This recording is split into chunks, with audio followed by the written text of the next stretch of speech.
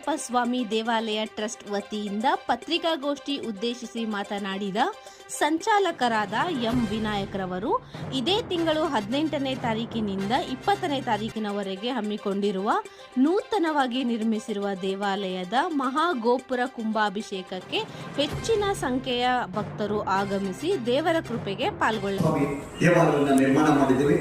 ಆ ದೇವಾಲಯ ಈಗ 18 ಮತ್ತು 19, 20ನೇ ತಾರೀಕು 3 ದಿನಗಳ ಕಾಲ ವಿಜೃಂಭಣೆಯಿಂದ ವೇದ ಶಾಸ್ತ್ರ ಪ್ರಕಾರವಾಗಿ ಅದನ್ನ ಪ್ರತಿಷ್ಠಾಪನೆಯನ್ನು ಮಾಡ್ತಾ ಇದ್ದೀವಿ. ಕುಂಭಾಭಿಷೇಕ ಮತ್ತೆ ಇದನ್ನ ಲೋಕಾರ್ಪಣೆ ಕಾರ್ಯಕ್ರಮವನ್ನು ಮಾಡ್ತಾ ಇದ್ದೀವಿ. ಈ ಕಾರ್ಯಕ್ರಮದಲ್ಲಿ ಹೆಸರಾದಂಥ ಎಲ್ಲ ಮಹನೀಯರು, ಸ್ವಾಮೀಜಿಗಳು, ಜಗದ್ಗುರುಗಳು ಎಲ್ಲರೂ ಬರ್ತಾ ಇದ್ದಾರೆ. ಹಾಗೆ ನಮ್ಮ ರಾಜ್ಯದ ಮಾನ್ಯ ಮುಖ್ಯಮಂತ್ರಿಗಳು, ಉಪಮುಖ್ಯಮಂತ್ರಿಗಳು, ನಮ್ಮ ಗುಜರಾತ್ ಇಲಾಖೆಯ ಸಚಿವರಾದ ರಾಮಲಿಂಗಾರೆಡ್ಡಿ ಅವರು, ಹಾಗೆ ಕೆ ಎಂ ನಾಗರಾಜರವರು, ಹೀಗೆ ಇತರ ನಮ್ಮ ಚಾಮರಾಜಪೇಟೆಯ ಯಜಮಾನರಾಗಿರ್ತಕ್ಕಂತಹ ನಮ್ಮ ಸಮೀರ್ ಅಹಮದ್ ಖಾನ್ ಅವರು ವಸತಿ ಸಚಿವರು ಕೂಡ ನಮ್ಮ ದೇವಸ್ಥಾನಕ್ಕೆ ಅವರು ಆತ್ಮೀಯರಾಗಿದ್ದಾರೆ. ಅವರು MLA ಆಗಕ್ಕಿಂತ ಮುಂಚೆಯಲ್ಲೂ ಕೂಡ ನಮ್ಮ ದೇವಸ್ಥಾನಕ್ಕೆ ಬರ್ತಾ ಇದ್ರು. ವಿಷಯಕ್ಕೆ ದೇಶ ವಿದೇಶಕ್ಕೂ ಕೂಡ ಬರ್ತಾ ಇದ್ದಾರೆ. ಹೀಗೆ ಅದ್ಭುತ ಮಹಿಮೆ ಉಳ್ಳಂತ ನಮ್ಮ ಚಾಮರಾಜಪೇಟೆ ಅಯ್ಯಪ್ಪ ಸ್ವಾಮಿ ದೇವಾಲಯ, ಇದಕ್ಕೆ ನಾನು ಧರ್ಮದರ್ಶಿ ಮತ್ತು ಗುರುಸ್ವಾಮಿಯಾಗಿ ಆ ದೇವಸ್ಥಾನವನ್ನ ನಡೆಸಿಕೊಂಡು ಮತ್ತೆ ಅಲ್ಲಿನ ಕರ್ನಾಟಕದ ಮತ್ತು ಬೆಂಗಳೂರು ಮಹಾನಗರ ಇದಕ್ಕೆಲ್ಲ ಭಕ್ತಮಾಶ್ರಯರು, ಯಾಕೆಂದ್ರೆ ನಮ್ಮಲ್ಲಿ ಸುಮಾರು 10 ಲಕ್ಷ ಜನ ಮೇಲ್ಪಟ್ಟು ನಮ್ಮ ದೇವಸ್ಥಾನದಲ್ಲಿ ಯಾತ್ರೆ ಮಾಡಿದ್ದಾರೆ 50 ವರ್ಷಗಳಲ್ಲಿ. ಯಾಕೆಂದ್ರೆ ಅವರಿಗೆಲ್ಲ ನಾವು ಪತ್ರಿಕೆ ಕೊಡಕ್ಕೆ ಆಗ್ತಾ ಇಲ್ಲ. ಅದನ್ನ ನಾವು ನಿಮ್ಮ ಮುಖಾಂತರ ದೃಶ್ಯ ಮಾಧ್ಯಮ, ಪತ್ರಿಕಾ ಮಾಧ್ಯಮದಿಂದ ಎಲ್ಲರಿಗೂ ತಿಳಿಪಡಿಸಿ ಅವರೆಲ್ಲ ಈ ಕಾರ್ಯಕ್ರಮದಲ್ಲಿ ಭಾಗವಹಿಸಿ ಆ ಅಯ್ಯಪ್ಪನ ಕೃಪೆಗೆ. ಇತಿಹಾಸ ಇರ್ತಕ್ಕಂಥ ಒಂದು ಕ್ಷೇತ್ರದಲ್ಲಿ ನೂತನವಾಗಿ ನಾವು ಅಯ್ಯಪ್ಪ ಸ್ವಾಮಿ ದೇವಾಲಯವನ್ನ ಜಯರಾಮ್ ಸಾರ್ ನೇತೃತ್ವದಲ್ಲಿ ನಿರ್ಮಾಣಗೊಂಡಿದೆ. ಸಾವಿರಾರು ಸಂಖ್ಯೆಯಲ್ಲಿ ಅಯ್ಯಪ್ಪ ಸ್ವಾಮಿ ಭಕ್ತರು ಬರ್ತಾ ಇದ್ದಾರೆ.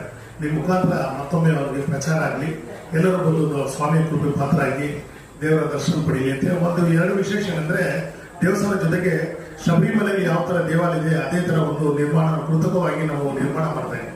18 ಪಡಿಯಲ್ಲಿ ಇರ್ತಕ್ಕಂಥ ಒಂದು ದೇವಾಲಯವನ್ನು ನಿರ್ಮಾಣ ಮಾಡಿ, ಯಾರು ಅಲ್ಲಿ ಪಡಿ 18 ಮೆಟ್ಲು ಹತ್ತಕ್ಕಾಗಲ್ಲೋ ಅವರು ಇಲ್ಲೊಂದು ಸುವರ್ಣ ಅವಕಾಶವನ್ನ ಮಾಡಿದ್ದೀವಿ. ಅದನ್ನ ಭಕ್ತಾದಿಗಳು ಮತ್ತೆ ನಮ್ಮ ನಾಗರಿಕ ಬಂಧುಗಳು ಅದನ್ನ ಸದುಪಯೋಗ ಮಾಡಿಸ್ಕೋಬೇಕು, ಜೊತೆಗೆ ಸ್ವಾಮಿಯ ಕೃಪೆಗೆ ಪಾತ್ರಬೇಕು ಅಂತ ಹೇಳಿ ಈ ಪತ್ರಿಕಾಗೋಷ್ಠಿ ಕರೆದಿವಿ. ಯಾರ್ಯಾರು ಬರ್ತಾರೆ ಸರ್ ಇದಕ್ಕೆ ಗೆಸ್ಟ್ಗಳು? ಸರ್, ಈಗ ನಾವು ನಮ್ಮ ಸಮಿತಿಯಿಂದ ಕರ್ನಾಟಕ ರಾಜ್ಯದ ಮುಖ್ಯಮಂತ್ರಿ ಸಿದ್ದರಾಮಯ್ಯ ಸಾಹೇಬರಿಗೆ ಆಹ್ವಾನ ಮಾಡಿದ್ದೀವಿ. ಉಪಮುಖ್ಯಮಂತ್ರಿ DK ಶಿವಕುಮಾರ್ ಸಾಹೇಬರು ಬರ್ತಾರೆ. ಯಾಕಂದ್ರೆ ನಮ್ಮ ಅಯ್ಯಪ್ಪ ಸ್ವಾಮಿ ದೇವಾಲಯದಲ್ಲಿ ಅವರು ಪ್ರತಿ ವರ್ಷ ಗಿರ್ಮುಡಿನ ಕಟ್ಟಿ ಮತ್ತೆ ಶಬರಿಮಲೆ ಯಾತ್ರೆ ಮಾಡೋದು, ಅವರು ಬರ್ತಾ ಇದ್ದಾರೆ. ಜೊತೆಗೆ ನಮ್ಮ ಕ್ಷೇತ್ರದ ಕೇಂದ್ರ ಬಿಂದು ಸ್ಥಳದ ನಾಯಕರು BZ ಜಮೀರಣ್ಣ ಅವರೇ ಅಧ್ಯಕ್ಷತೆ ವಹಿಸಿದ್ದಾರೆ. 3 ದಿನ ಕಾರ್ಯಕ್ರಮದಲ್ಲಿ ಅವರ ಅಧ್ಯಕ್ಷತೆಯಲ್ಲಿ ನಾವು ಕಾರ್ಯಕ್ರಮ ನಂಬಿಕೊಂಡಿದ್ವಿ. ಜೊತೆಗೆ ಲೋಕಸಭಾ ಸದಸ್ಯರು PC ಮೋಹನ್ ಅವರು, ಮುಜರಾಯಿ ಸಚಿವರಾದ ರಾಮಲಿಂಗಾರೆಡ್ಡಿ ಸಾಹೇಬರು, ಮತ್ತೆ ನಮ್ಮ ವಿಜಯನಗರ ಕ್ಷೇತ್ರದ ಶಾಸಕರು ಎಂ ಕೃಷ್ಣ ಅವರು, ಮತ್ತೊಬ್ಬರು ಮಾಜಿ ವಿಧಾನ ಪರಿಷತ್ ಸದಸ್ಯರು UB ವೆಂಕಟೇಶ್ ಅವರು, ಅನೇಕ ರಾಜಕಾರಣಿಗಳಿಗೂ ಜೊತೆಗೆ ನಮ್ಮಲ್ಲಿ 5 ಜನ ಜಗದ್ಗುರುಗಳು ಬರ್ತಾ ಇದ್ದಾರೆ. ಆದಿಚುಂಚನಗಿರಿ ಮಠದಿಂದ, ಸಾಲೂರು ಮಠದಿಂದ, ಮತ್ತೆ ವಿಶ್ವ ಒಕ್ಕಲಿಗರ ಮಠದಿಂದ, ಮತ್ತೆ ಈಶ್ವರಾನಂದಪುರಿ ಕನಕ ಮಠದಿಂದ ಅವರು ಬರ್ತಾ ಇದ್ದಾರೆ. 5 ಜನ ಜಗದ್ಗುರುಗಳು ಬರ್ತಾ ಇದ್ದಾರೆ.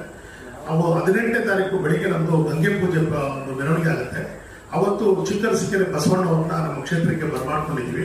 ಆ ಬಸವಣ್ಣವರ ಜೊತೆ ನೇತೃತ್ವದಲ್ಲಿ ಒಂದು 150 ಜನ ಮಹಿಳೆಯರು ಕಳಸವನ್ನು ಹೊತ್ತುಕೊಂಡು ಗಂಗೆ ಪೂಜೆ ಕಾರ್ಯಕ್ರಮನ ಬಹಳ ವಿಜೃಂಭಣೆಯನ್ನು ಮಾಡ್ತಾ ಇದ್ವಿ. ಇದೊಂದು ಬಹಳ ವಿಶೇಷ ಇದೆ. ಇದರಲ್ಲಿ ನಾವು ಜಾತಿ ಧರ್ಮ ಯಾವುದು ಇಟ್ಕೊಂಡಿಲ್ಲ.